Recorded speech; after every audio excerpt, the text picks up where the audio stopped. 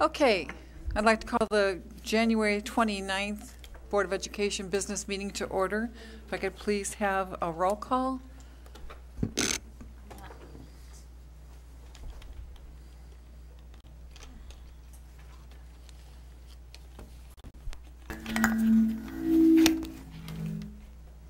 Klett. Present. Guard. Here. Larson. Here. Wong. Present. Sanchez. Wilson. Here. Charles. Here. Okay. Approval of the agenda, please. I move approval of the agenda. Second. Could I have the agenda amended so that the discussion for salary adjustment is going to be just a presentation?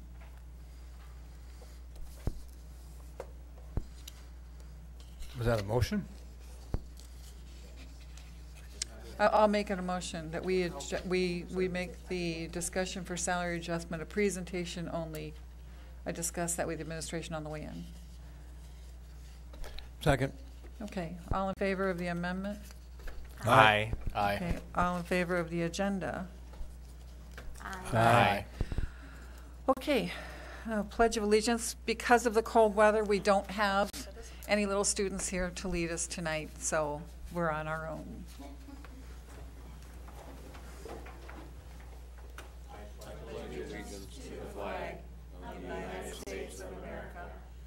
To the republic for which it stands, one nation, under God, indivisible, with liberty and justice for all.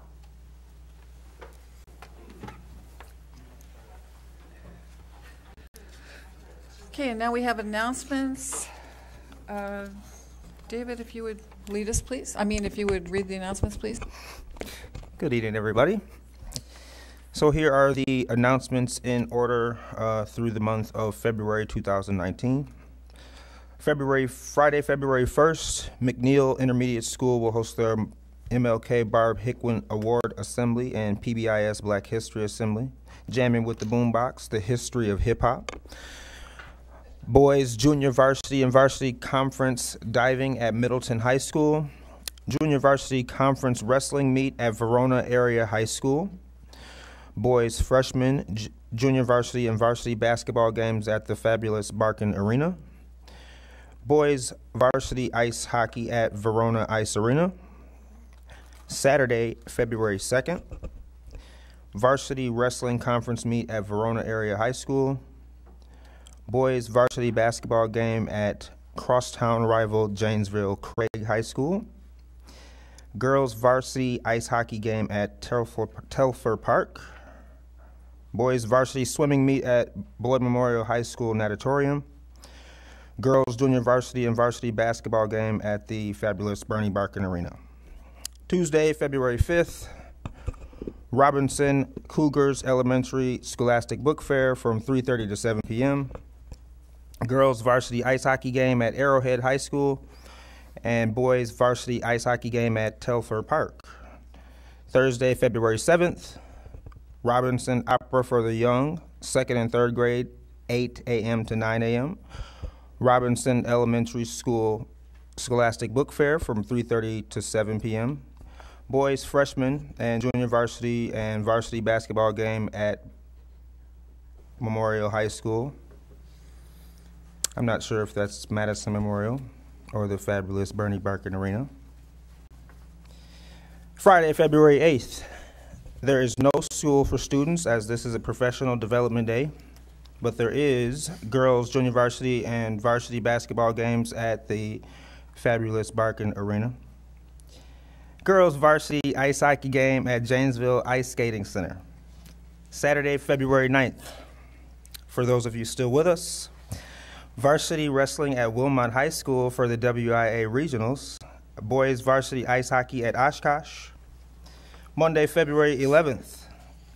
Night of Jazz Spaghetti Supper at Beloit Memorial High School from 5 to 6 p.m. The backside, Tuesday, February 12th, McNeil Family Fitness Night. They'll be doing Zumba. Beloit Memorial High School is holding an Expo AP night from 5 p.m. to 6:30. Boys freshman and junior varsity basketball games at Beloit Memorial High School, the fabulous Bernie Barkin Arena. Thursday, February 14th, very special day, the girls' junior varsity basketball game, junior varsity and varsity basketball will be playing at Verona Area High School. Very special. Friday, February 15th, boys, freshman, junior varsity, and varsity basketball at Verona Area High School. Saturday, February 16th, varsity wrestling sectionals at Elkhorn Area High School. Girls, junior varsity, and varsity basketball games at the fabulous Bernie Barkin Arena. Boys, freshman, and junior varsity and varsity basketball games again at the fabulous Bernie Barkin Arena. Not at the same time. Oh no, that's at Beloit Memorial High School in the field house. That's why that indication is there. I'm sorry. Monday, February 18th. McNeil Black History Month Distinguished Speaker Series in each classroom. That will be very exciting. Wednesday, February 20th, juniors will be doing the ACT testing. I'm sure that will be exciting as well. Thursday, February 21st, juniors will be doing ACT work keys testing. And Robinson is hosting their Robinson Soul Food Dinner at 5:30 p.m. Boys, freshmen, JV, and junior varsity and varsity basketball at Janesville Parker High School. Sunday, February 24th, School District of Beloit Wellness Bowl at Viking Lanes, 12:30 p.m. Tuesday, February 26th, Robinson Culver Scoopy Night, 4 to 8 p.m.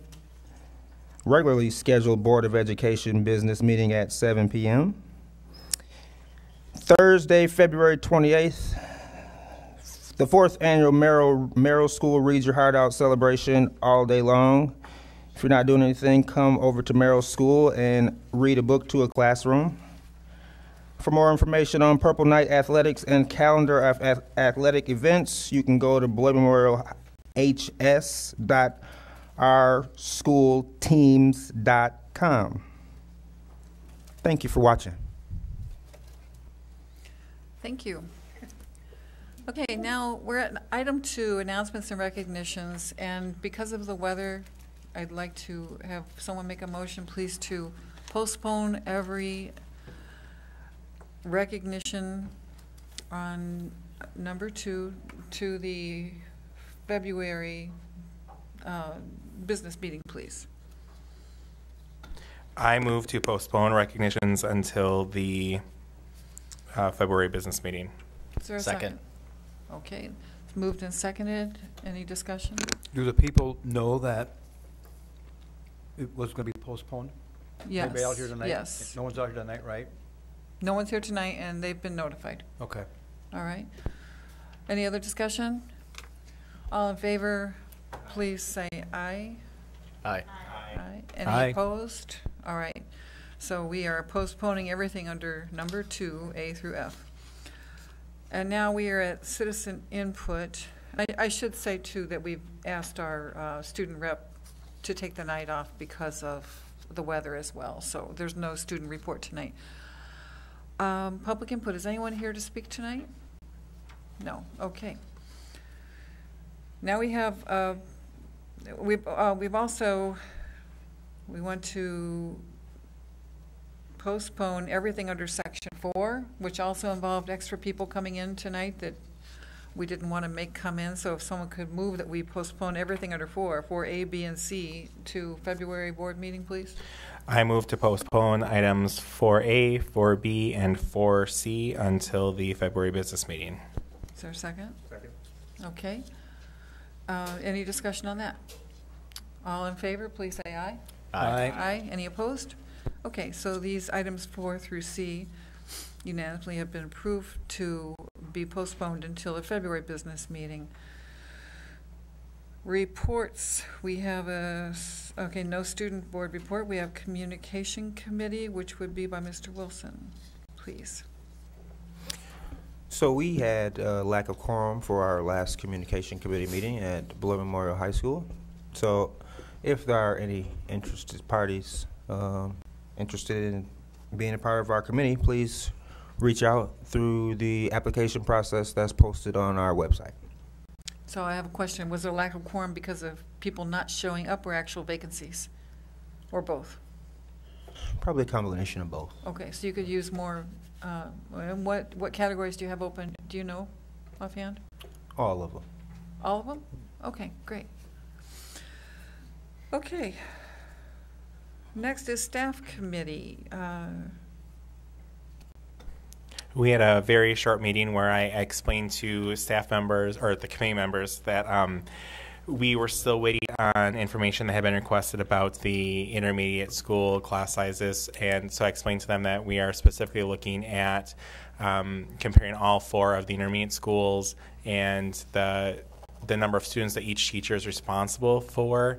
We do have that information now, so we'll be we'll be discussing that again in our February meeting.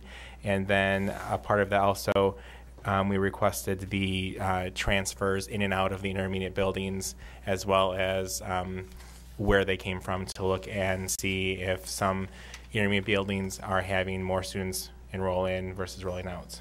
And so that will also be discussed in February. Okay, thank you, Mr. Larson.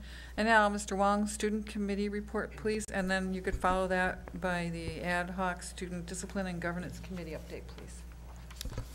Okay, first of all, we met, the Students Committee met on Tuesday, January 15th at 4 p.m. And I would like to publicly thank those members that have been involved. I feel like we've done quite a bit over the last several months, and specifically to Heidi Andrea Heckner, Joanne Rush, Kathy Crawford, Brian Giles, and Sarah Webster, and along with the assistance of Anthony Bonds and Emily Peltz. So it's been productive. We started at 4 o'clock, and one of the first topic of a discussion was the Yonder Pouch cell phone policy that has been implemented within the high school this year in full force. The discussion was very mixed as far as there were some surveys done throughout the school district as far as there was 400 plus students that were surveyed that indicated mixed reviews as far as the usage of the pouches. I know the discussion with teachers and staff members, personally myself, has been very positive. But from the surveys, it was very interesting to get the feedback from the students as far as their views of it as well. Of course, I would think that the students they don't want to put their pouch to their phones. But there's been some tampering. There's been some damage done to several of the pouches. There's been also inconsistency as far as how the pouches have been used by various teachers. I think some teachers have had a lot of success, and perhaps others haven't had as much. But overall, I think that there has been a positive impact. Hopefully someday we can eliminate these from the room.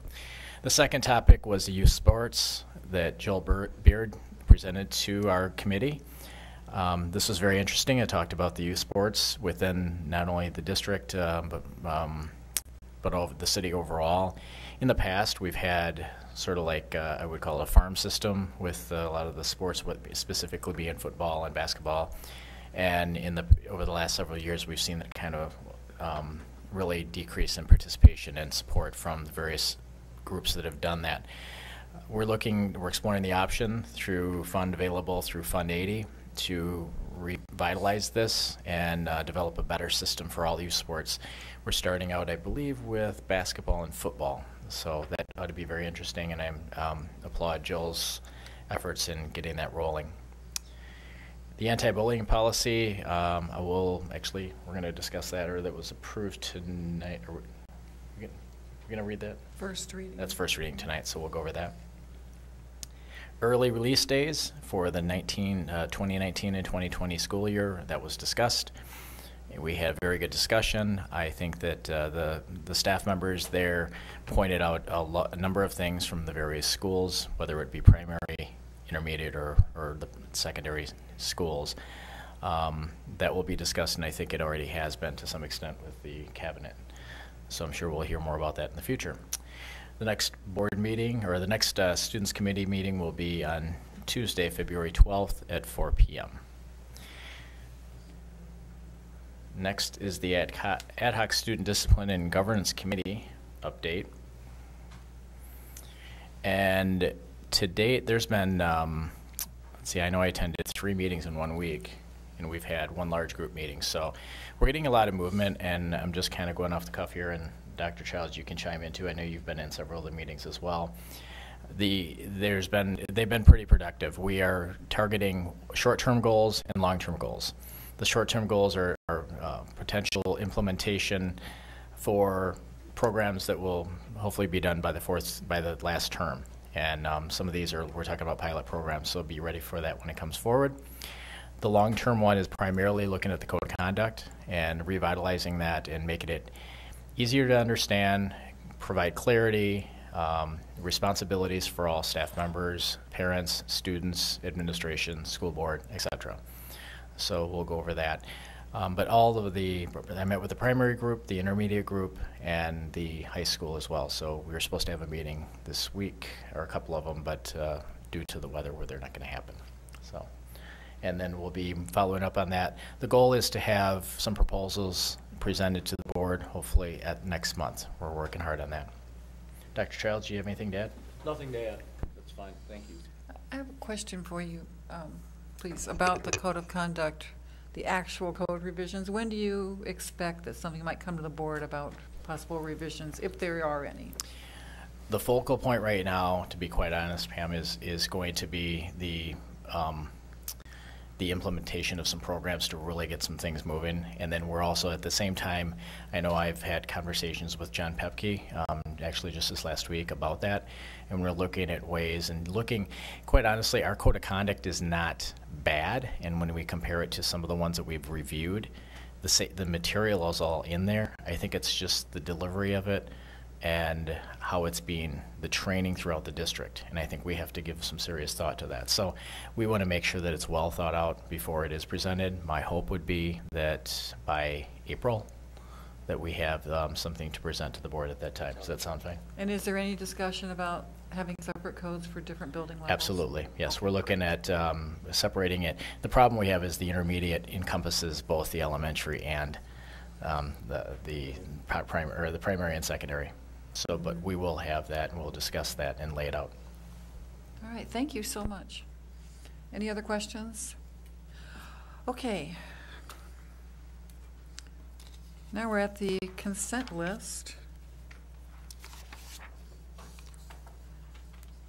If I have a motion, please. I move approval of the consent list. Second. Okay, moved and seconded. Is there any discussion? Everyone okay with all the items? Okay. All in favor of approving the consent list, say aye. Aye. Aye. Any opposed? Okay, so unanimously approve the consent list.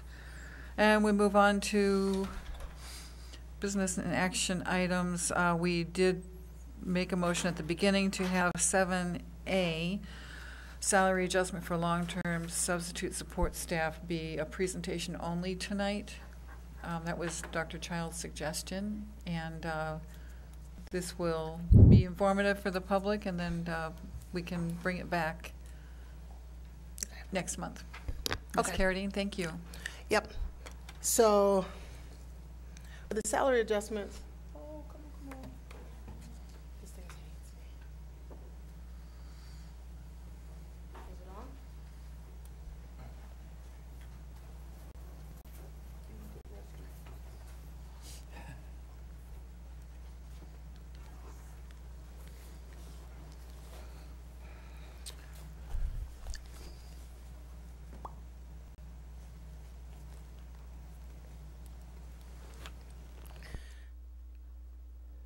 So while we're talking about, while we're waiting for that to come on, so this would be a salary adjustment for long-term substitute support staff.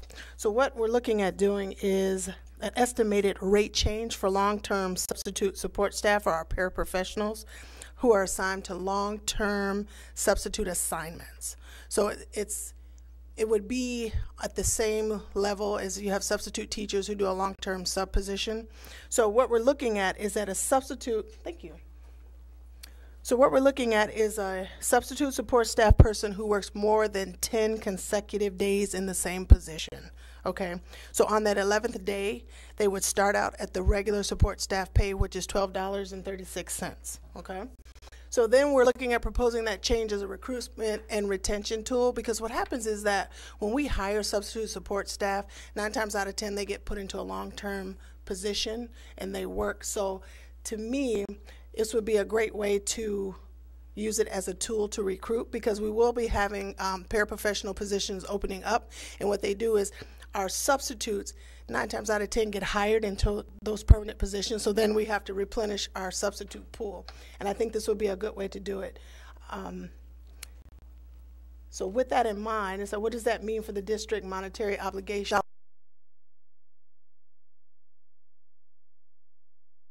10 days they make 1078. That 11th day they would start making 1236, which is what our current permanent support staff make.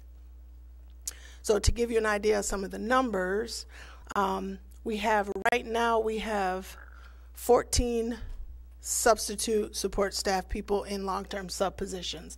We have 2 people who work in 7 hours per day, and then 12 who work 5.25 hours. So if you can see from the math we kind of did, it's $10.78 an hour, their day rate, and then we show 6 weeks, and then on the other column you'll see where it says 1236 and what those numbers look like.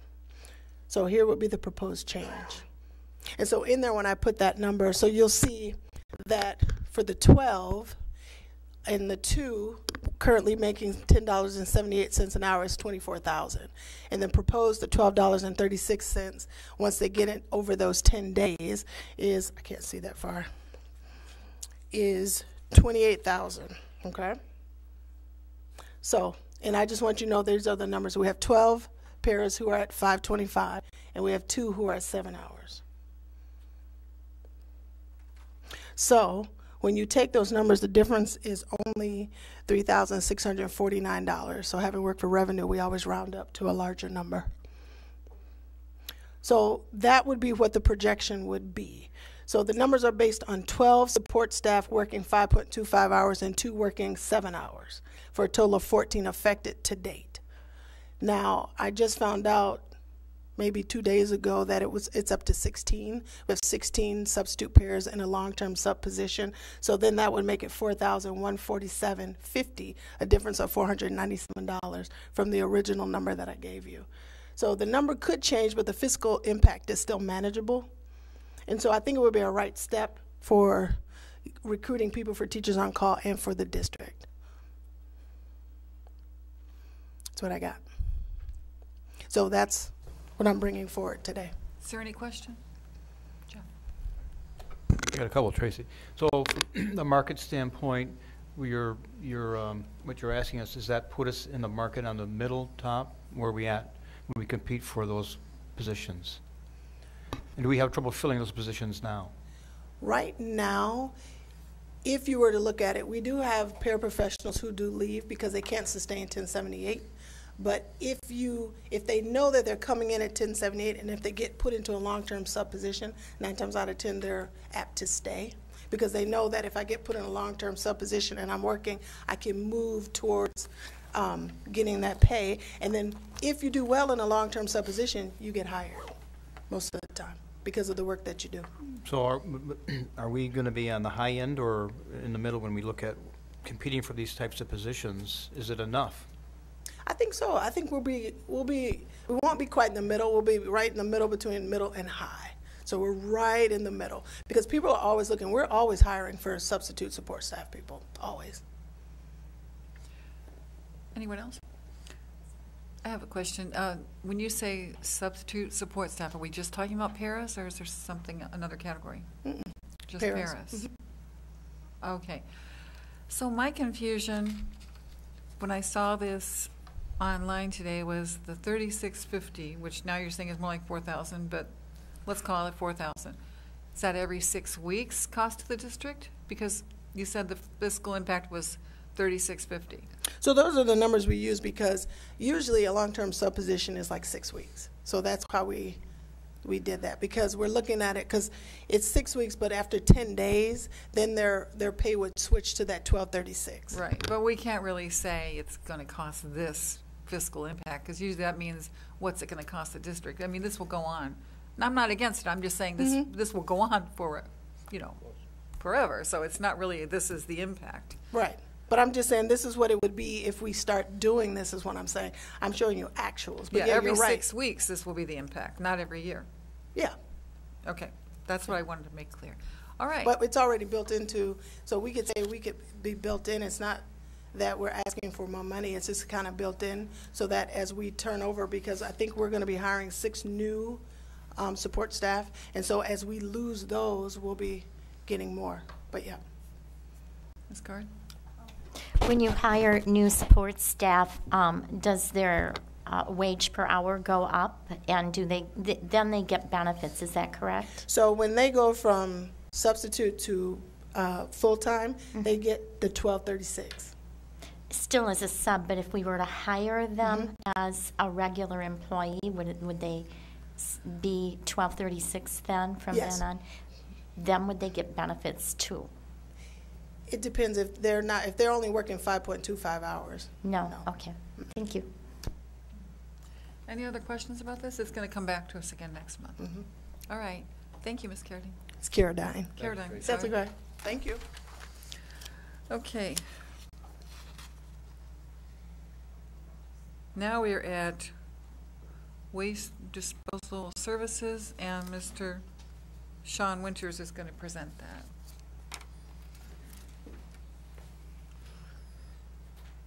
Good evening, good to see you all again. It's been a while. What drove us to revisit our RFP was a 15% increase from our current provider for waste and recycling. And we had 3 companies that came back as qualified to service us. It'd be our current provider, the City of Beloit, Advanced Disposal, and Waste Management.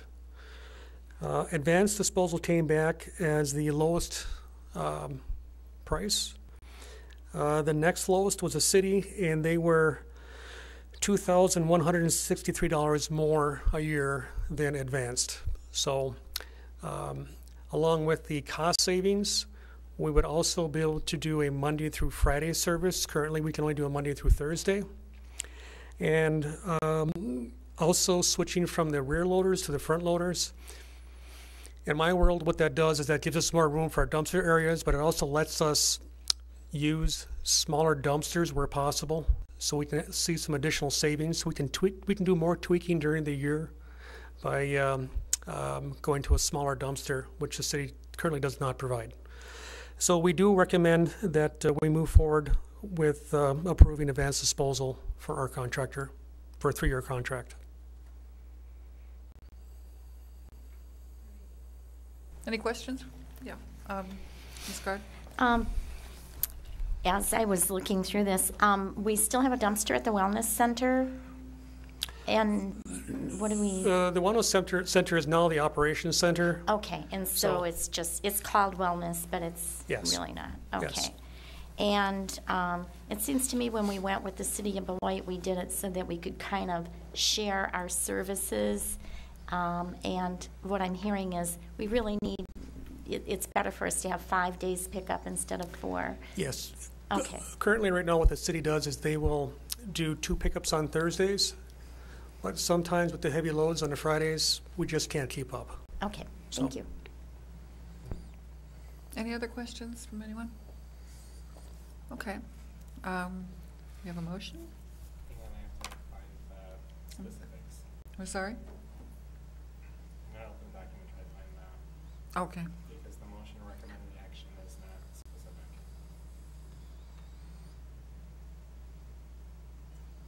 You're asking for advanced. Correct. I see the motion.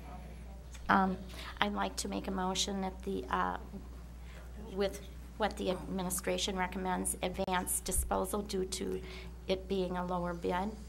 So I'd like to make the motion that we go with Advanced Disposal. Is there a second? I'll second. Okay. Any questions? Or Mr. Yeah, Wong? Sean, was there any reference checks done, or did you contact anyone else in regards to Advance to determine if people have been pleased with their services, or? They are our current provider for a construction dumpsters. So we've been their customer for quite a while. Okay. And very happy with their service. And very happy with the city's service, honestly, too. Any other questions, Mr. Clapp? Did we ask the city if they would be able to do a Friday? If Do we ask the city if they could do a Friday pickup or not? Yes, typically what they do is no one's working on Fridays to do the pickup. They will in an emergency situation, but typically, again, it's the 2-day pickup on the Thursdays. Okay, so it's fair to say that the reason we're not renewing the city is because we cannot get Friday pickup, because it's not a substantial price difference. I mean, what are we talking, $2,000? Correct. Right. $2,100. All right, so to me, the deciding factor is we need Friday pickup. We're not getting it. Correct. And what also drives me too is the maximum amount of increase per year by both the city and us, or by the city and Advance. The city is a definite 3%, and Advance is maximum of 4%. And even with that, they would still be under $135 a month. So We should have negotiated against the taxes we owe. Anything else?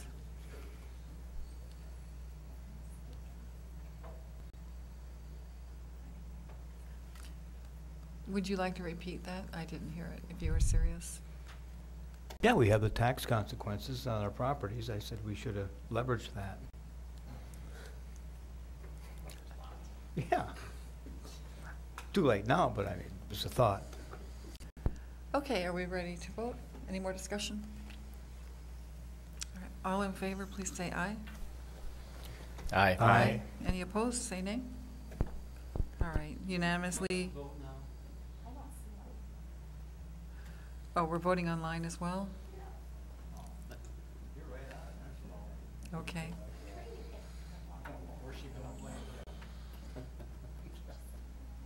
All right, the motion passes unanimously. Thank you, Mr. Winters. Thank you. Appreciate it. Okay, and now we're on to policy 443 through 447, and this is our student code of conduct, which we are going to have to waive policy on this because this is something that we want to do in one action. We don't want to wait 30 days. We feel like something is long overdue, and this is what we can do as a board while we await recommendations from Mr. Wong's Student Governance and Discipline Committee to bring us forward more in-depth recommendations. So if I could have a motion, then we'll talk about the policy changes, please. I move approval of the revisions and waive the 30-day policy waiting period for policy 443-447, Student Code of Conduct. Okay, is there a second? I'll second the motion. All right, now we can have discussion. Would anyone like to describe what we did here?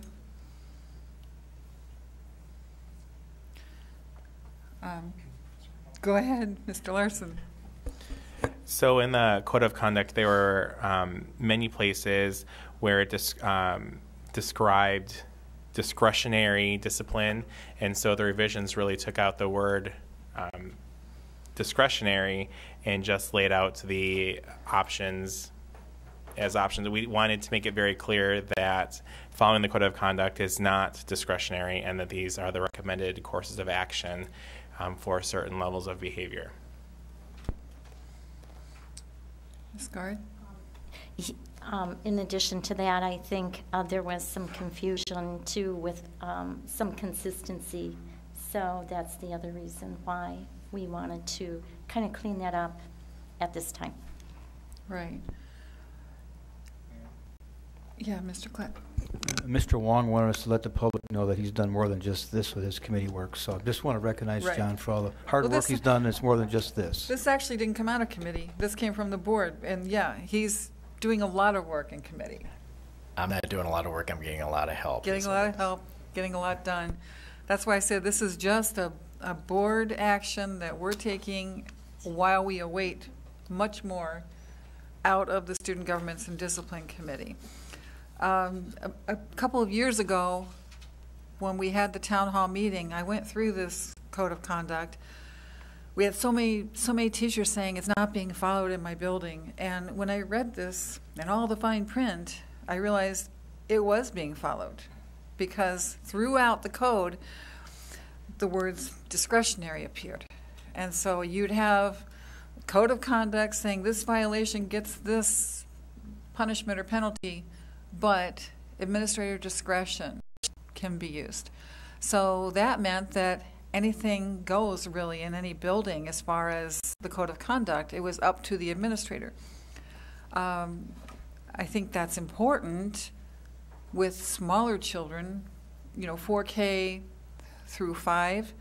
And that's why we left that one line in here on page 11. It says that, actually, I think we're going to have to change it to 4K, if you're all okay with that. But it says that kindergarten through grades 5 will still have discretionary in there. So it's the administrator's decision what to do with those students. But if it's anything major, like, way off the charts as far as what the code of conduct says, then she should still contact the superintendent to be sure that that's a good decision. So at this point, we passed this tonight. I believe we made the motion with waiving policy, correct? Okay. So if we pass this tonight, there's no more discretion. This is the code of conduct. If you're in grades 6 through 12, this is it. And building administrators will have to follow the code of conduct. I would like to amend this to change that sentence on page 11 to say 4K through grades 5. Is there a second to that? I'll second the amendment. Okay, so we vote on the amendment. And was there any discussion? Okay, let's vote on the amendment first. All in favor? Aye. Aye. Aye. Okay, and now we will be voting in one session tonight to approve this code of conduct change for final reading. Any more discussion on that? Okay, all in favor, say aye, and I believe we're voting online. Aye. Aye. Aye. Okay. Any opposed, say nay. All right, unanimously, this change to the code of conduct is approved. And will take effect immediately, tomorrow, yeah. All right, now we are at Board Member Compensation and Expense Policy 164.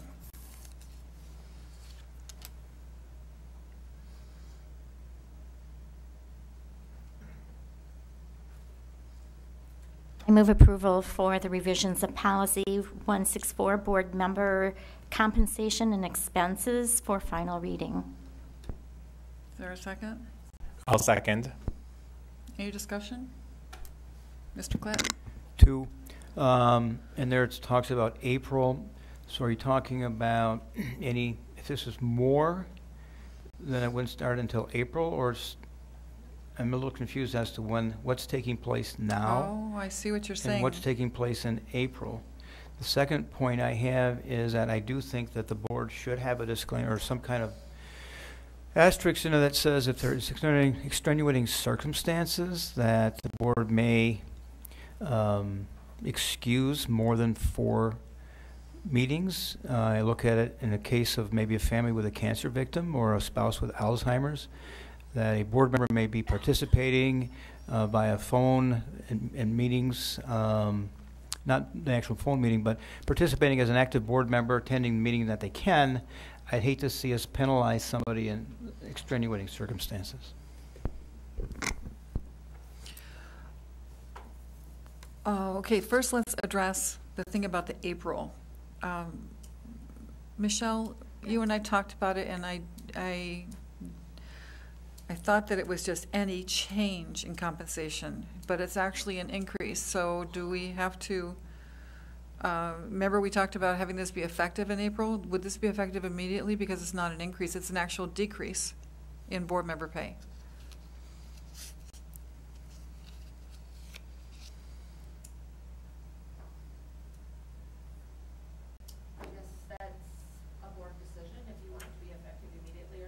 I would like it to be. There might, because it's going to be tracked by attendance, and in that respect, it's going to cause a delay, which is why it had been discussed to be done with the changing of the new board, so that the delay wouldn't be felt by current board members. There would be like a natural switch, because it's going to cause a delay in the pay. So if you guys understand that and realize that, I mean, it's not like it's your salary. So you're saying like we wouldn't, board members wouldn't lose pay, but they would be delayed a month? Right. Okay, so that's what we have discussed. Do we want it to be immediately? I'm fine with it. It wouldn't mean you'd lose anything. You would just have to wait an extra month to get it, so they could figure out attendance. And while you're thinking about that, I'll just say for people that are watching that this policy basically says that board members will be compensated $225 per meeting. Compensation for meeting participation will not exceed $450 per month. So if we have 2 meetings or we have 6 meetings, doesn't matter. You get a maximum of $450 a month. You can miss up to 4 meetings a year without any loss of compensation, provided advance notice is given. Any compensation, okay, we're leaving that in. Any compensation increases in this will take effect in April. So if you miss a meeting, you miss one pay, right? $225. So after you've missed 4 meetings a year, after you've missed 4 meetings a year, then you are docked for every meeting that you miss. Okay. What do you want to do for the? You're going to need to clarify that. So there are times we have 6 or 7 meetings a month, and you're saying you miss 4 meetings in a year. You're averaging 6 to 7 meetings a month. I mean, I think you're really. I guess I'm at a loss on that, because I mean, I'm only on. It's going to affect me. I'm not going to be here. But to be fair to boards going forward, when you're asking that much time, and you're having 6 meetings a month, and if you've got people that have multiple committee meetings, they might even have 7 or 8 meetings a month, and you're going to say you can miss 4 meetings out of a possible 50 in a year, and you're going to start docking them. I know what the intent is, Pam, but I guess I'm supposed to say Madam President, according to Robert's rules. I guess I'm not comfortable with it. I know we've had concessions on it. I apologize to the board for waiting this long to bring it up, but there are circumstances that go into people's attendance, and there are situations where you have so many meetings in a month that I don't think the public understands that we don't just have 2 meetings a month. We're averaging 4 to 5 meetings a month, and you're talking about 5 hours, 6 hours at a time, and we're going to say if you miss 4, we're going to dock pay. If I have a bad month where I'm sick and I miss 4 meetings, I'm going to be docked. It's just not clear enough to me. I apologize for my stammering. Well, this is second reading, but we can send it back if others share that sentiment. The board typically has 2 meetings a month, but in the past few months, when all of you joined, we did a lot of workshops. We've done the superintendent search. This has been extraordinary. It's not typical. So usually there are 2nd Tuesday and 4th Tuesday meetings. And typically that's it. Can you, Ms. Gard? Well, you're going to bring on new members in April, possibly 4. They're going to have to go to learning sessions to bring them up to speed. So they're going to have extra meetings and giving up their time with their families. I think it's a little hard line for me. And again, it won't affect me. I won't be here. But I've always been a believer in that you pay people that represent the public that are giving up family time.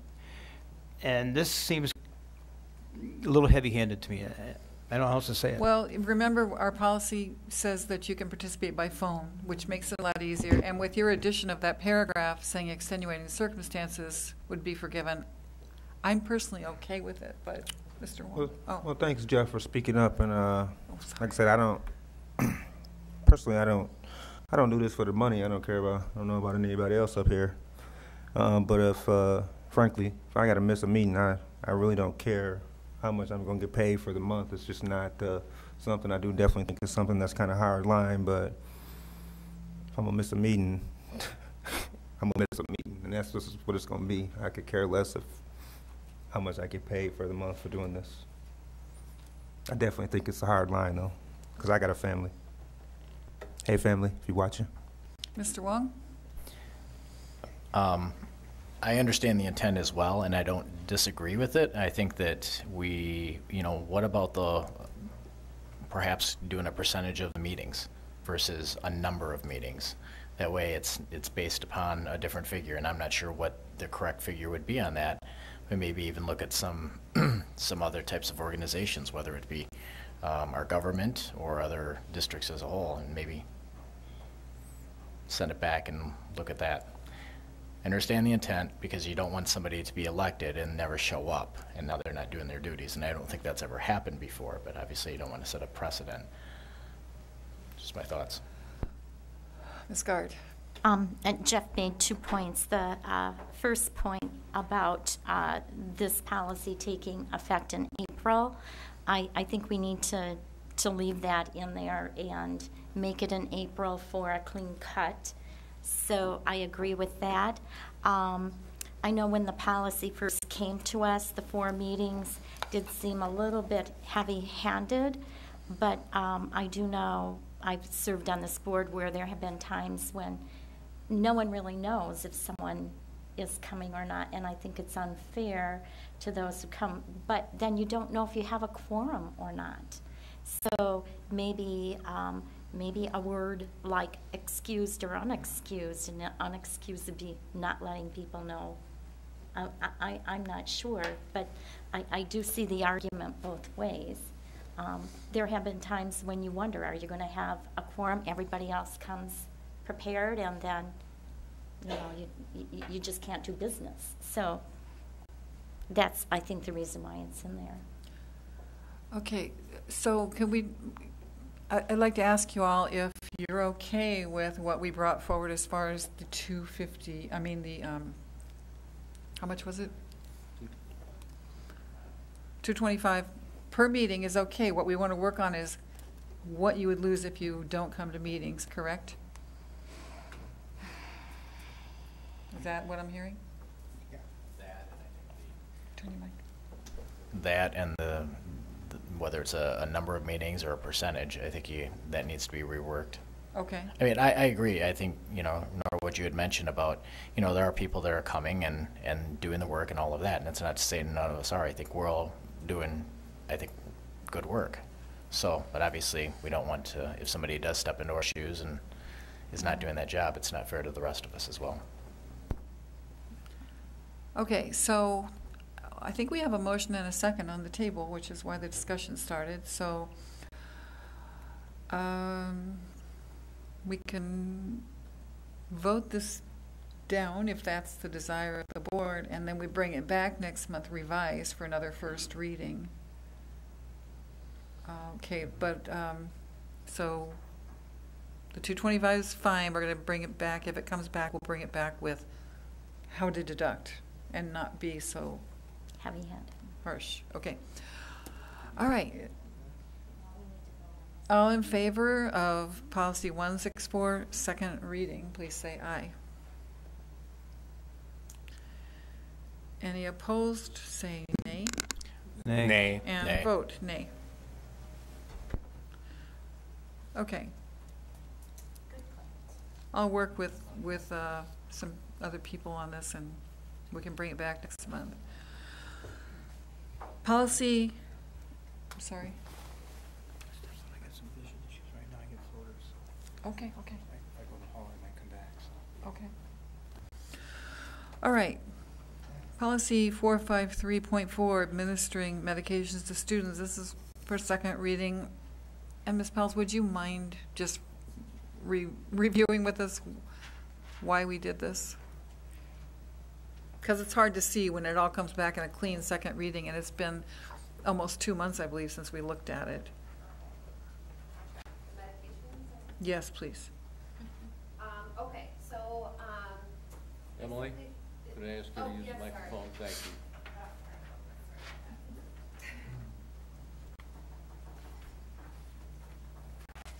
And I'm going to do the best to summarize. Michelle Babilius actually revised this policy, so I will do my best to communicate. But basically, there were several policies that were addressing administering medications to students, and what was done was all of those policies were taken and condensed down into one comprehensive policy.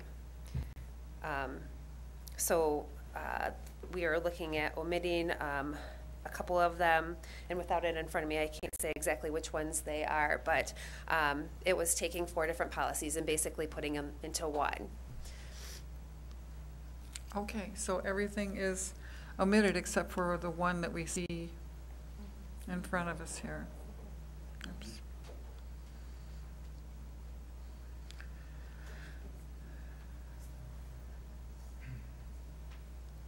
All right, is there a motion?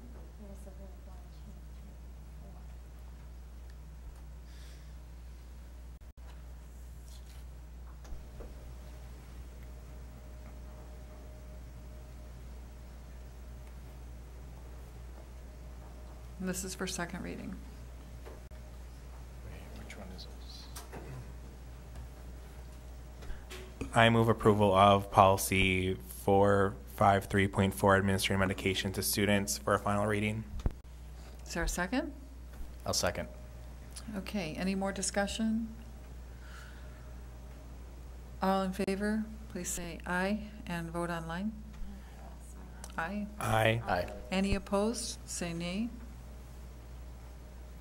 Okay, this policy passes unanimously. Thank you. Thank you, Ms. Pels. Okay, and now we are down to the F, G, and H are all deletions, so we could do that in one motion. Oh, wait. Is F? F is not a deletion. Not a deletion, sorry. Let's do F alone.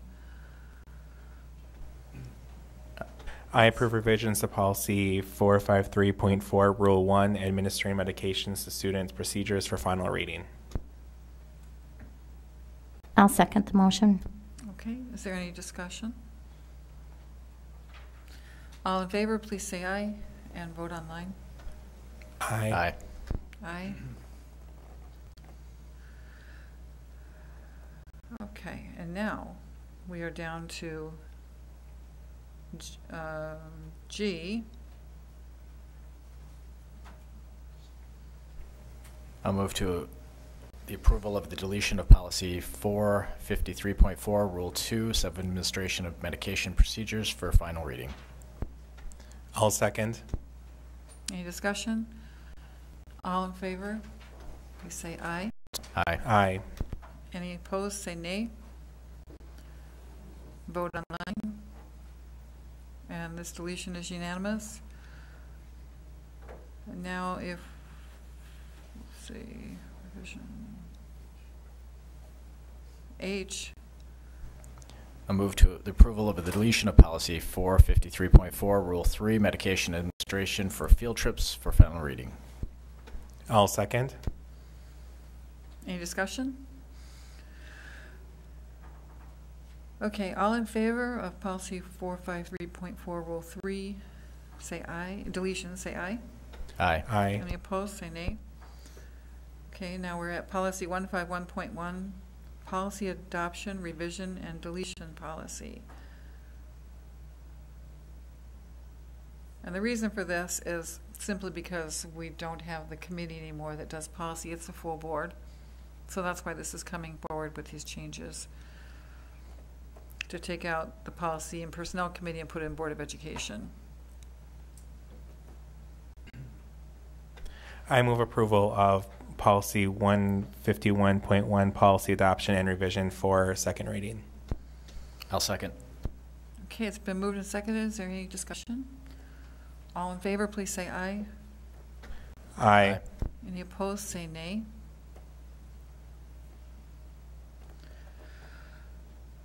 Okay, now we are down to policy 187, public participation at board meetings, second reading.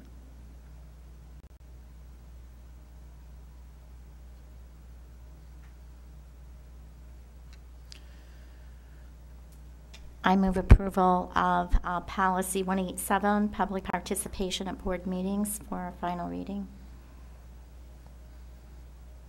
Maybe we could go over what the changes were on this. It's been a while since this came Okay. to us. Are you familiar enough, Nora, to talk about that, or would you like me to go over it? Why don't you? Okay, as I recall, the changes that we made on this policy were that anyone who wishes to speak during public comment time fill out a card with their first name and last and present that to our board secretary at the beginning of the meeting. And then they will be called up to speak. The other change was that there is no expectation that there will be public participation at committee meetings or at special board meetings, but that's up to whoever's chairing the committee or the special board meeting. Just that the expectation should not be there. Anytime someone has a concern with something on a committee meeting or a board meeting, they can always email the board, and we're happy to, or phone calls, happy to hear from people. An individual's 3 minutes can be, at the televised meeting, an individual's 3 minutes can be yielded to another individual, but no more than 2 other persons may yield their time to any one speaker. And it's a 3-minute limit, as we've always had, but you have an extra 3 minutes if there's a translator involved. And then we change slightly what is said by the board president at the beginning before everyone speaks. And that's it. Is it seconded?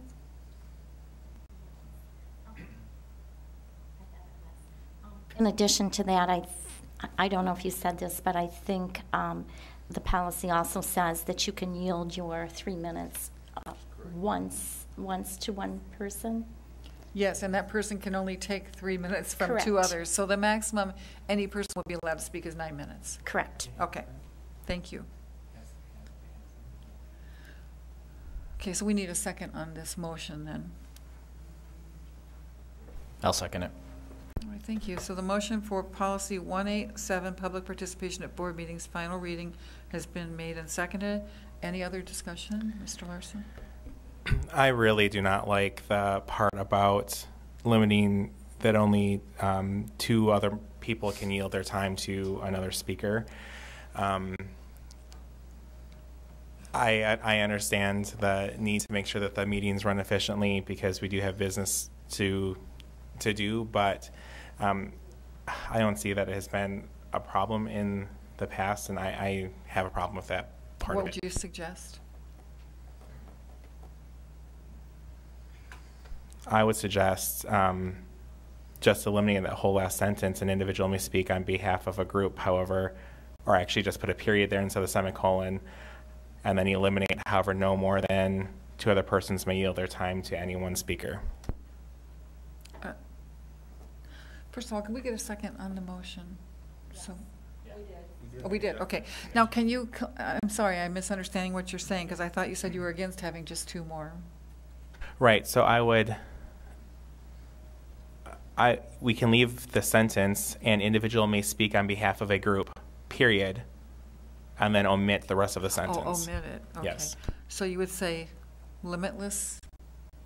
And I think this was, the concern was we didn't want one person speaking for an hour and a half. But, I mean, this is up to the board. Mr. Wong? I understand the whole idea of you don't want a meeting to be taken over by someone. I mean, this is a public meeting. We want to honor that. But is there potential, the option of putting verbiage in there regarding a time limit at the discretion of, I mean, if somebody's speaking, and in my opinion, I mean, if they're speaking and they're providing good information and they're going on for 15 or 20 minutes and we're gathering some good information, I think that that's time well spent. But if it's just a filibuster that they're just getting up there and talking, now we're potentially wasting time. So is there a potential of putting language in there at the discretion of the board president to be able to cut that person off, so to speak? after a period of time. Dr. I mean, Shiles? I don't know. I think a way to address it might be to simply say that individuals who will be speaking on behalf of others who have yielded their time will speak at the end of the public comment time, and the board chair will reserve the right to limit the total time for public comment to no more than whatever you want, 30 minutes, 45 minutes, an hour, just to indicate that therefore no one can in fact produce a filibuster. Does anyone else have any thoughts on this? Mr. Larson? I think that I just don't want there to ever be an opportunity where somebody sitting in the president's chair can take away somebody's right or their ability to speak and limit their time. I just want to make sure that everyone feels like they can come to the meetings, they have the time that they want to, and share. I think the problem with putting it at the end and then saying the board president has the right to limit that, then is there's no real guidelines as to whether or not how the board president would make that decision, and then personal politics and agendas could interfere with the public's right to speak at the meeting. I agree completely with that. Mr. Wong? But how much time are we going to allow somebody? I mean, if they're up here for 3 hours, are we going to allow that to happen? Scar? Part of the reason why I think the way this policy's been rewritten, and we've discussed this back and forth many times, is there have been occasions when maybe there's 40 people in here that each will say, here, you can have my time, and it's the same message over and over and over again. And, you know, like many things, sometimes a law or a policy is put together because somebody abuses it. And it doesn't happen often, but that's part of the reason why we chose the wording and the process that we did do. And I know we talked about putting it at the end of a meeting, but then we didn't want to make the public sit and wait through a 2-hour meeting to talk. So I thought when we came up with this policy, it was one that we really thought through pretty well. But Mr. Larson? The way it's worded is what I want. I think somebody should be able to speak for more than 9 minutes if they want to. If I think about it, you know, if we said no one person may speak for more than 20 minutes, I mean, to me that's a little bit more reasonable. If I don't know. To me, the way it's worded and it just sounds like it's going to make it more difficult for. It seems like we're taking away the rights of our community members. Okay, and I agree with you, and I agree with Mr. Wong that sometimes we learn a lot when someone's talking for 40 minutes. How about if we do it the same way we do, I move to extend the meeting. How about if it's not up to the board president, because I don't think it should be. You're right. A board president's personal feelings or agenda could get in the way of what the rest of the board wants.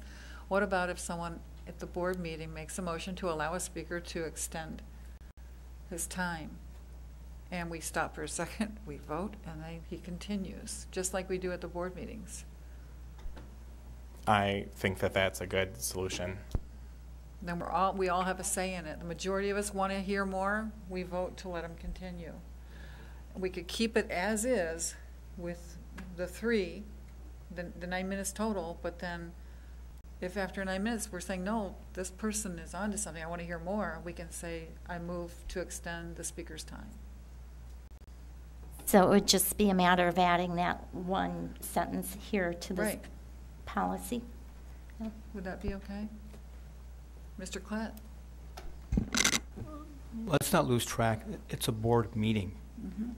We extend the right for people to talk for 3 minutes as a courtesy, but it's not a public meeting for the public to come in and have 20 to 40 minutes at a time. We have been most generous as a school board to allow people to speak for 3 minutes, but when people abuse it, and take over with me. It's not fair to the people that came here for something else. They have to sit here and wait for 40 to 60 minutes because a few people on the board want to learn something that should have been something that maybe should be on the agenda. So I'm not proposing that we allow people to, if people, well, we're going to extend your time to 20 minutes. 40, well, how come the next person doesn't get 20 minutes or 40 minutes? Is your time, your topic more important than that person's time? You're going down a slippery slope here that says, I'm going to be nice for the one person, but not to the next. I mean, you can, going back to my time on the board as president, when you have a group of people, you can ask them very nicely, do all of you feel this strongly about this issue? And we had that happen when I was on the board, and there was about 15 people there, and they all said, we do. And by the way, the board did agree with them, and we passed their motion that night, which we were going to do anyway. But there are ways to talk to people in a nice way, but I still think you got to be careful that you're not being held hostage, which John alluded to earlier. And it's not fair to the people that are here for the board meeting to listen to somebody for 20 to 40 minutes, and then the next group gets up. Well, they want 20 to 40 minutes. How are you going to differentiate who gets to 20 and who gets to 40? Who gets 3? Who doesn't get 3? You're going down a slippery slope. I think you differentiate it by just that. A board member saying, this is really important that we hear this. I want to extend the time. And I'm going to make a motion that we add the following sentence. A speaker's time may be extended by a majority vote of the board. That's a motion that I'm making. I'll second it. Okay. We had a motion and a second on the policy already, correct? Yes. Okay. So now we will, is there any more discussion on the amendment? Yeah. What do you do with the person in the audience that says, I want 20 minutes? The rule is, this is what we do. At the beginning, we explain this rule, that you get 3 minutes and 2 other people can give you their 3 minutes. So you get a total maximum of 9 if people get up and say, I waive my time to the speaker. And then you're going to say that the board reserves the right to give you up to 40 minutes? We have a very, no, the board has the right to say, let them finish, whatever we decide. But we have a very diverse board with different beliefs and different interests. Then you have to decide, is it a board meeting or is it a public interest meeting? There's 2 separate things here. It's a board meeting or a public interest meeting. I think it's fair to say that if 4 of us want to hear more, we should be able to. And it's fine to say, no, we're done, we've heard enough. And then you're putting the board in position of you're the bad guy or the good guy, depending on if you say yes or no. Well, And who's going to decide that one person on the board is going to make the motion that says, I like this person in here, please come to the meeting, I'm going to make sure you get... It would need a second, and it would need a majority vote. You're going down a slippery slope. You know, I've seen this, I understand what you're saying, but I've seen this be a problem maybe twice since I've been following this school board, which has been since 2000. I've seen it be a problem twice, really. And it's not really a problem, it's just that it was a much longer board meeting than we expected. So I'm okay with saying we can give more time if it's needed or if we have an interest. I'm okay with it. I think it satisfies what we want to accomplish here and leaves a little leeway where you're not breaking policy if you do let someone go over, but you're not saying that everyone can talk for an hour. It satisfies what you want. No, I didn't. Yeah, it satisfies what you want. I actually didn't come up with this. I was okay with the policy as written. The one that put up the waiver for the time, so. I did because I saw that this is what people are interested in doing. I have not heard that. I don't know where you heard it from, but I'm going to argue all that, Pam. No, you had and so you're going to put it at where in the agenda, so I'm going to make sure I got where it's at. You had to step out for a moment while this was discussed, but it wasn't brought up by me. I am offering it as an amendment. If it gets voted down, I don't have any hard feelings. Is there any more discussion on it? Ms. Guard? I would just like to say, in agreement with a couple things that Jeff said, there have been times where I have made a motion that I think is good, and it's been seconded. And I know that I've had publicly been ridiculed and said that there's favoritism when there isn't. So I can understand the slippery slope, but I do also think that by having one board member say, I make a motion to extend it, and if there are 4 that agree, I can see the benefit of that as well. Anyone else have any comments? Like I said, this is just a suggestion. If people don't accept it, that's fine. We can think of something else, or we can approve it as is. One last thought. So when you vote no against it, how does that look to the person in the public? And you're going to now have organizations say, you let so-and-so have it, but you didn't allow me to have it.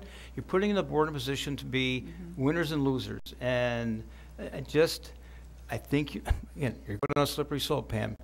Winners and losers, somebody gets it, somebody doesn't. I think at the end of the day, and I mean, I hear you too. I've been listening.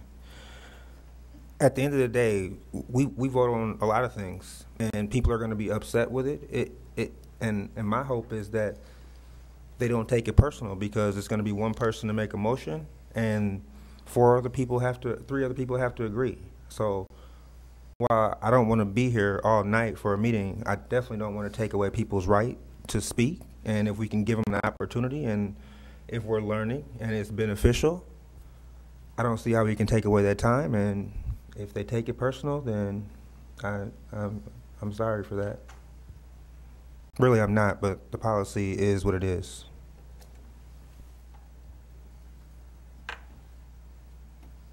Is there anyone else that wants to? Mr. Wong? So the policy, the way it reads right now, there is no limit, correct? No, there is a limit, 9 minutes. Well, I mean, No. Oh, the now, proposed. current policy is Now, no limit. there's no limit. Right. So anybody can get up here and talk for hours on end if they Right. want to. Okay.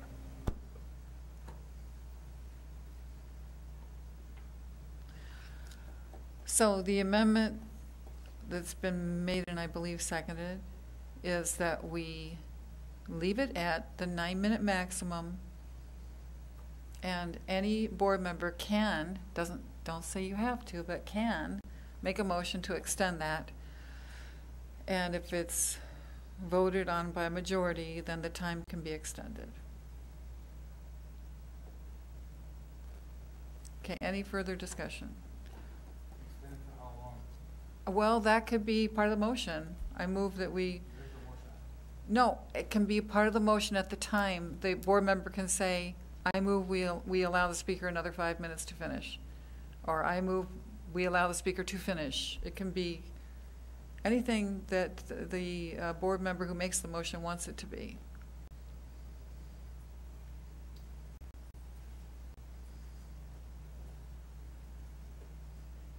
Mr. Wong. Just to throw another wrinkle in it. Mm-hmm. Is it possible to request, if somebody's going to come in and they want to speak longer, that they request that in advance for permission? I mean, if And they're... you're kind of doing the same thing, though. You're putting us in, who's going to grant the permission? That's true. Yeah. I thought it would be nice this way, because the entire board is saying yes or no.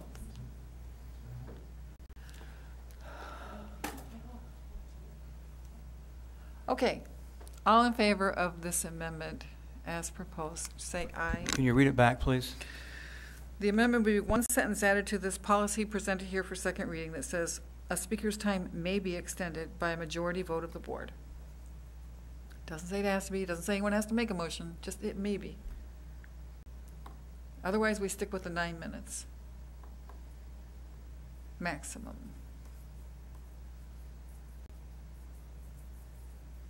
Mr. Wong.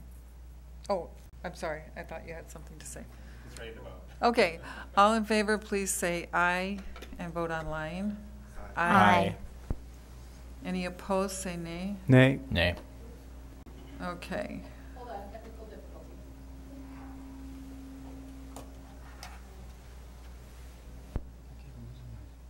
I know, so do I, and I have to get back on. Did it come up? Yes, and I believe we had a 4-2 vote on the amendment, which means the amendment passes, and now we'll vote on the policy.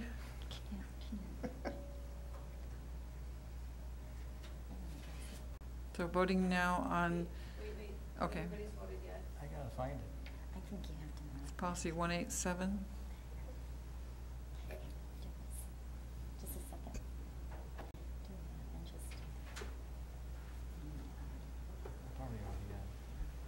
And we're still, this is still open for more amendments. Okay, we're back to the policy, but it could be amended again for those of you who are still not pleased. Did you get it? Yours came through, but we hit on ours. Okay. So now.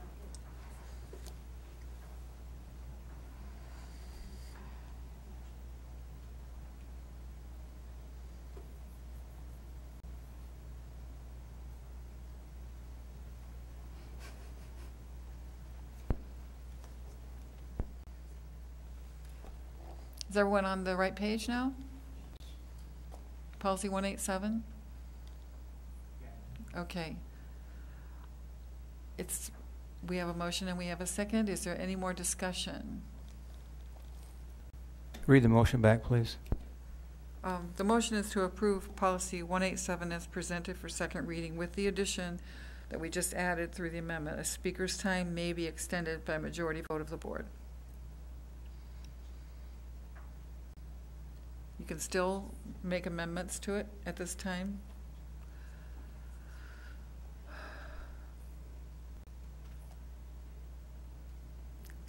Could also ask to reconsider the amendment that we made. So, I mean, I feel like people aren't comfortable with it yet. All right, is there any more discussion? All in favor of policy 187, second reading, say aye and vote online. Aye. Aye. Any opposed, say nay. Nay. Nay. Okay. All right, policy 187 passes. And now we're down to policy 171.2, agenda preparation and dissemination for second reading. I can speak to that. Part of the reason why this policy has come forward and it's updated is just to clarify when the board and the public can expect to see the agendas posted online. Also, it's sort of a guideline for staff and others who want to get something onto the agenda. So the purpose of the update is to clarify what the other policy said. Okay, thank you, Ms. Card. Is there a motion? I'd like to make a motion that we approve policy 171.2, agenda preparation and dissemination for a final reading. Second? I'll second. Okay, the motion is made and seconded. Any more discussion? All in favor, please say aye and vote online. Aye. Aye. Aye.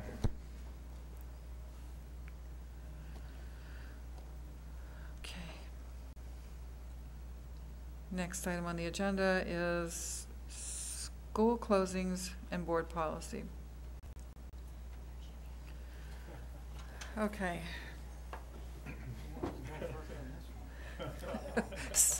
Here we go. All right, so first I want to thank Mr. Larson for doing a lot of research on this and bringing us policies from different districts for examples on things we might want to consider. So we do have policies, which I think the people at WASB discovered for us and got them to us beforehand, but then I stumbled upon them as I was looking for other policies.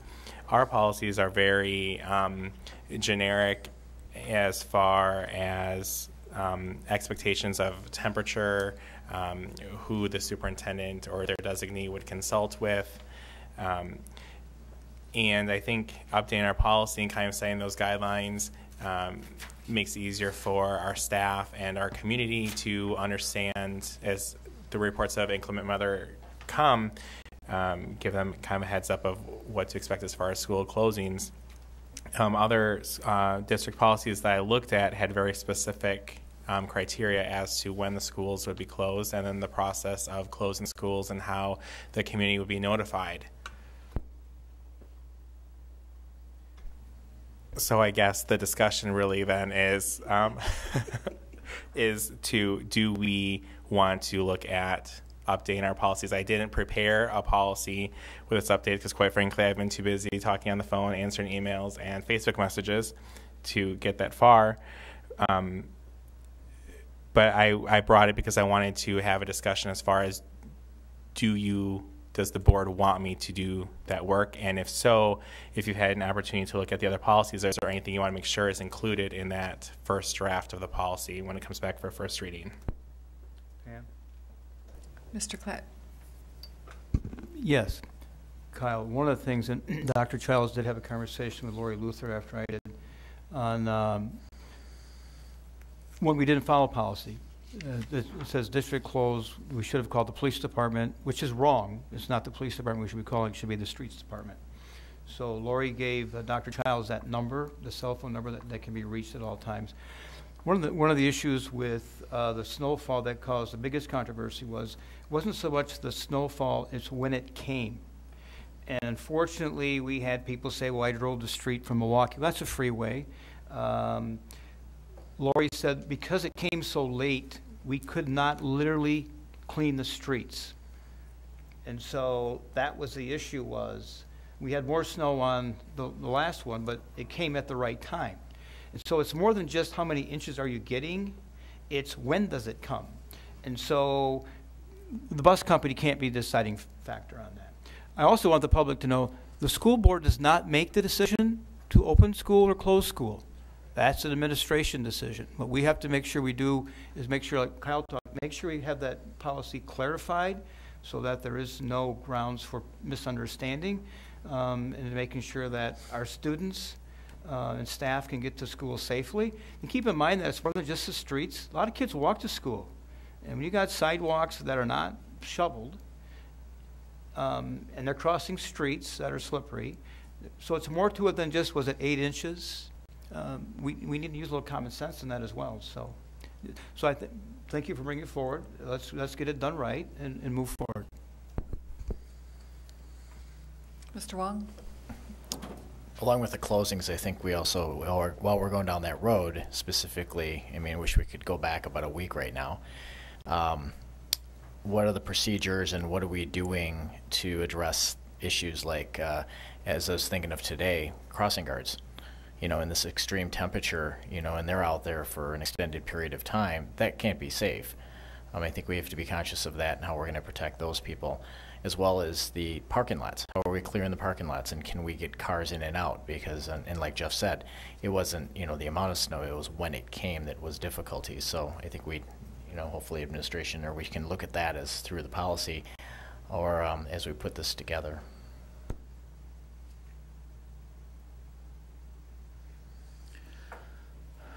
Ms. Card?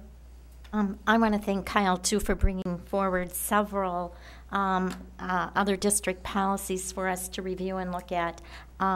Personally, there's a little bit in maybe 3 or 4 of them that I'd like to pull out and suggest. I don't know if Kyle would like to take the lead or if administration wants to take the lead, but definitely in the policies that we were given to look at, I think there's nuggets that I would like to take out and maybe put forward to be considered in a policy of our own.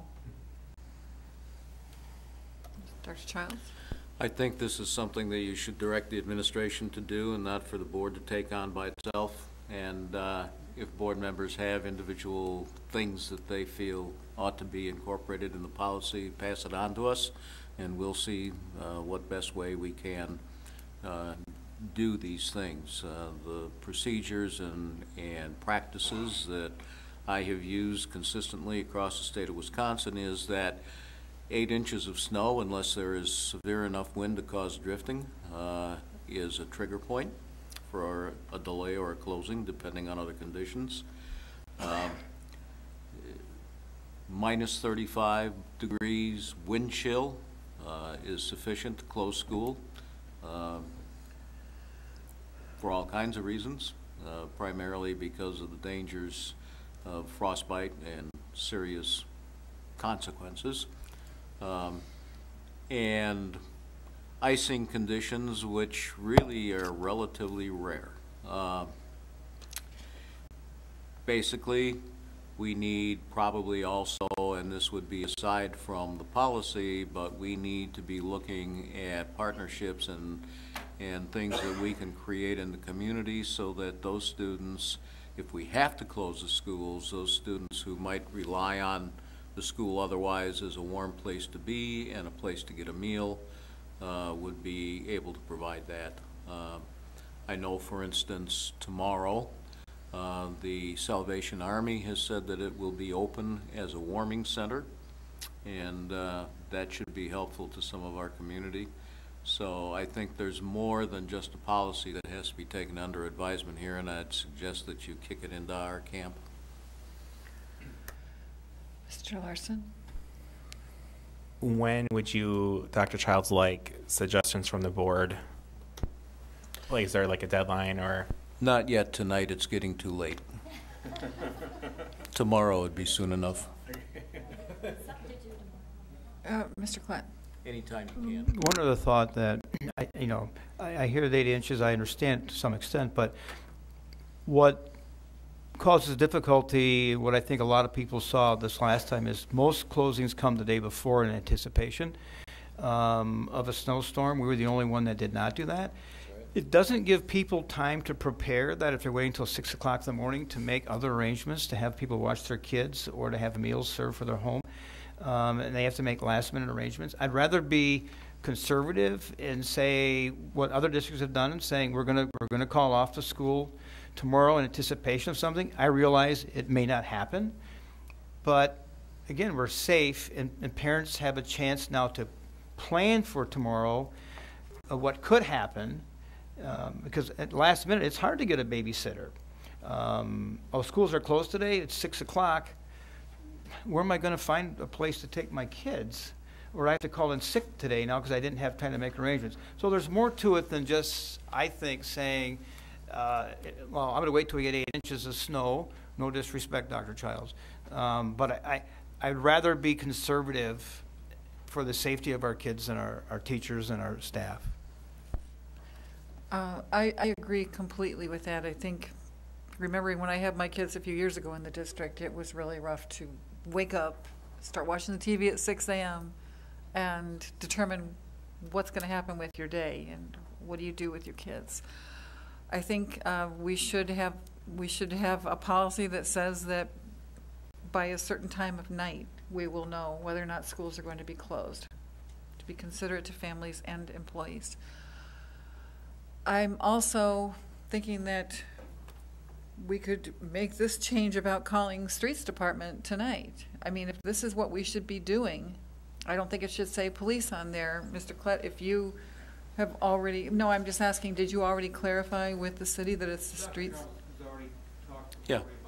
Okay. As a matter of fact, I spoke at 4:35 this morning, yesterday morning, with the director of Public Works, and she and I spoke again today, and that'll be a routine point of contact, because and she can't even be always accurate. She told me, for instance, yesterday, the reason I called a 2-hour delay is because she told me the streets would be clear by 9 o'clock in the morning, pretty much. And then I heard from our manager of our bus service that, in fact, 2 buses got stuck. Fortunately, one of them didn't have any pupils on it, but and that was coming in later in the day for a 10 o'clock start. So you can't always be right on the money with that. It isn't any fault of hers. It's what circumstances are being faced, and quite frankly, for our city, where are they going to put the snow? And part of the problem was piling up snow at the entrance of an intersection to a street that the bus might have to turn down. And, so, and those are things that nobody can call. That stuff is going to happen. People are going to be unhappy. We're going to get hate email. We're going to get hate phone calls. And I can guarantee you, if we call it unnecessarily and then have to call it necessarily, and then wind up having to add days at the end of the school year. If you think people are upset about this, wait till you see the reaction you get when you tell them they have to add a day or two at the end of the school year. So I know the side streets are the ones that don't get plowed, and so when they say the streets are going to be plowed by 9, I think they're referring to the main streets. And there's also driveways. No, she was talking, well, yeah. People can't get out of their garage. She was talking about some of the arteries. Yeah. Mr. Klatt? I mean, I'm sorry. Mr. Larson. I'm wondering, do we have snow days built into the calendar as it is now? 2. And we're using them both tomorrow and Thursday. okay, so maybe we'll have to talk about that as well, like building more in. I know we brought up the school calendar recently. Maybe more snow days would be in order. I don't know, there's a lot. I've heard a lot over the past week from 6 a.m. until midnight. And I've never seen people more upset about any issue than I've seen with this past week.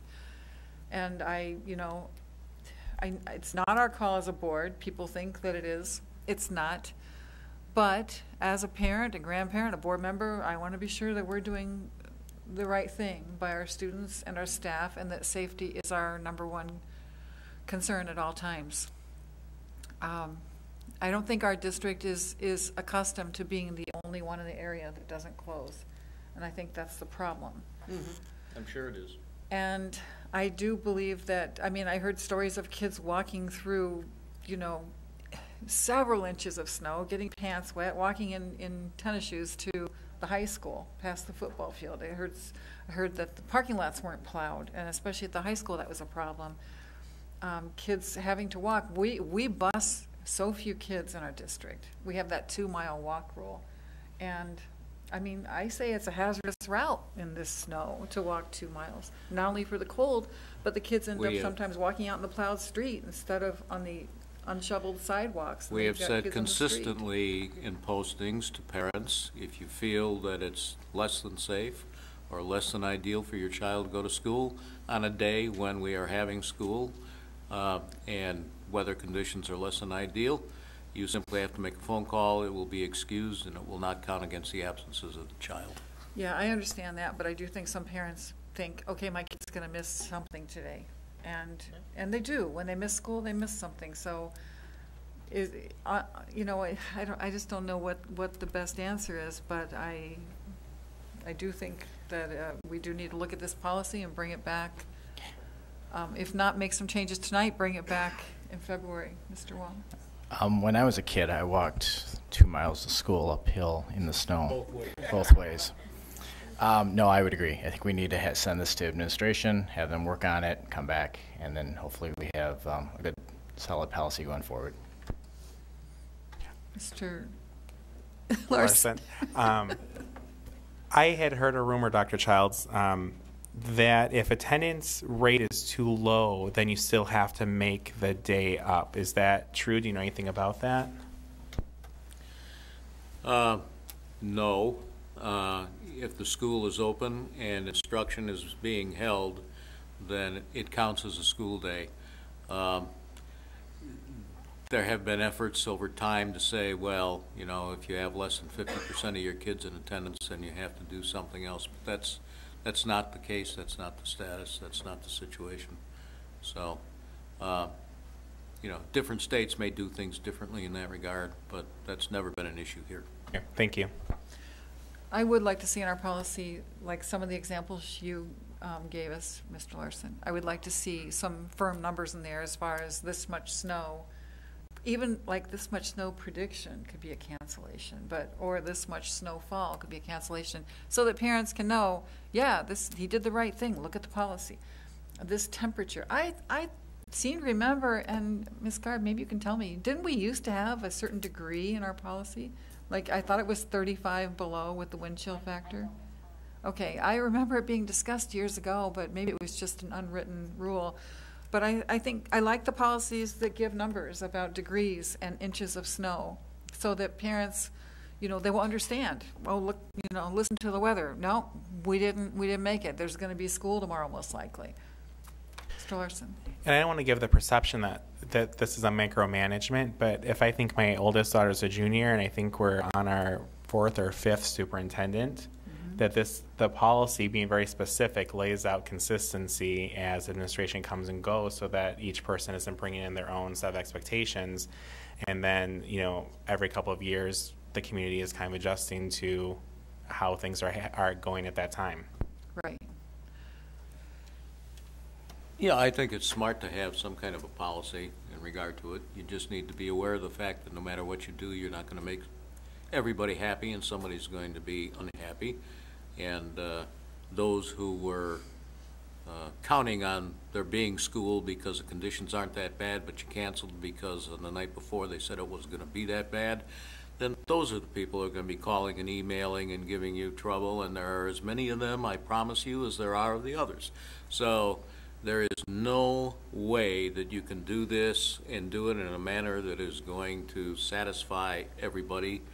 It's impossible.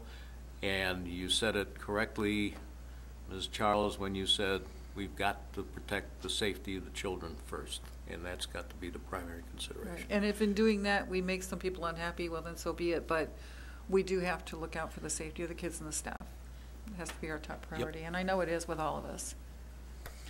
Okay, does anyone make any motions tonight, or we want to just have this come back first special meeting in February? Okay, so email Dr. Childs any suggestions that you have beyond what we talked about tonight, or including what we talked about tonight. All right, thank you. Now we are at, oh yeah, the new building naming committee. So we have the new administrative building that's being built down by the high school, as everyone knows, and we have to name the building. Anything is possible. It could remain the Colac Education Center. It could get a new name. But by policy, we have to have a committee that will decide on the name for the new building. So we put together some names, and Michelle, did that ever get in here, the final names? I did not get a confirmation on one name. What category was that? Okay, so we only have one person listed here. Yes, and I did not get a confirmation from the other board member that's listed. I only got confirmation from. Oh, okay. Okay, so then we will wait on the other board member, and we'll wait on the other staff, but we could go ahead and approve this preliminary list. Do you all have that up? Okay. All right, so then we just need a motion to approve this list.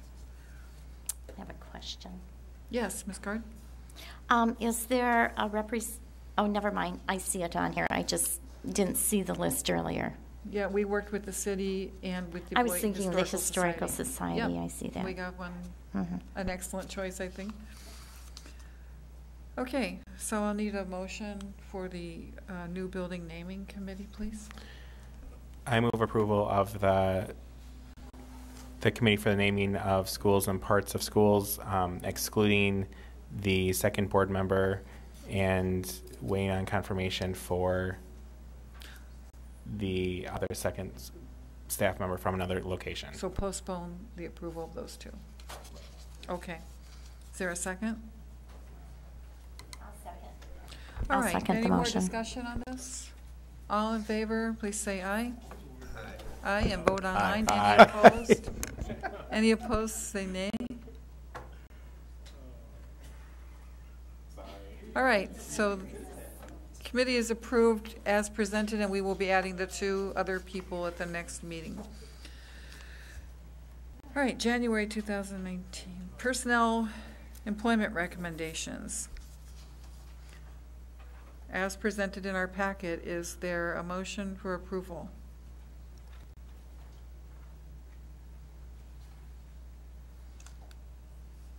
Personnel recommendations.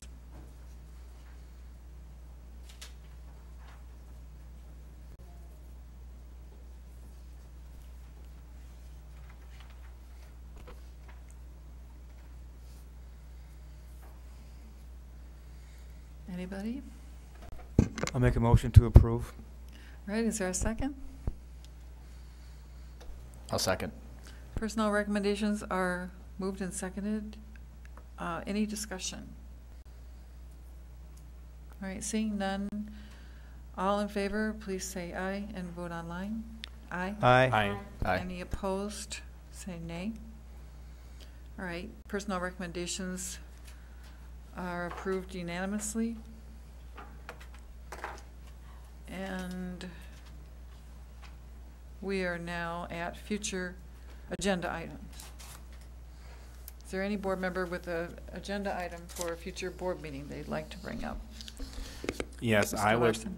I would like to bring policy 223.1 tuition continuing education reimbursement and policy 223 rule 1 procedures for administrator continuing education credit reimbursement. 223.1 and 223 Rule 1? 223.1 rule 1. Oh, okay.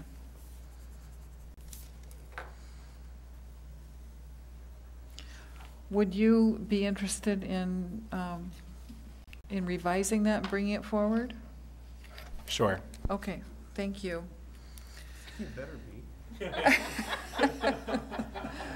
Does anyone else have any topics for future agenda items? Kyle will do it for me. I'll bring it forward. Okay, anything you come up with, just feel free to email me or Dr. Childs and we can. Okay.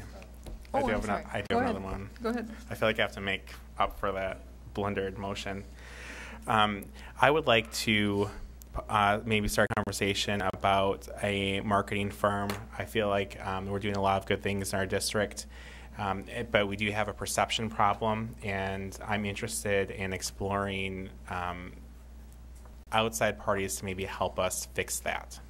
Okay. That'd be a good discussion. And I just want to say that if this policy we passed tonight on public participation, if it doesn't work out, we bring it back, okay? If we're uncomfortable with it, because Mr. Klett had some great points, but we're kind of stuck. So if it doesn't work out, we bring it back again. No policy is written in stone. They can always come back. Okay. Kyle's talking about outside marketing firm, but I'd also like to hear from the administration internally the things we should be doing better to get our message out. Because outside marketing is going to cost us some money, and maybe we just need to revise how we're doing it internally. I'll be happy to make some recommendations too. Thank you. And I know that it would help to get our communication committee staffed, so anyone who is thinking of joining one of our committees, communication committee would be a great place to help out. And that's what they do a lot of, is the, I'm sorry, my mind just went blank. Marketing. Marketing, thank you, yes. Communication, marketing, yeah, social media, surveys, websites. It's an interesting committee to serve on. Okay.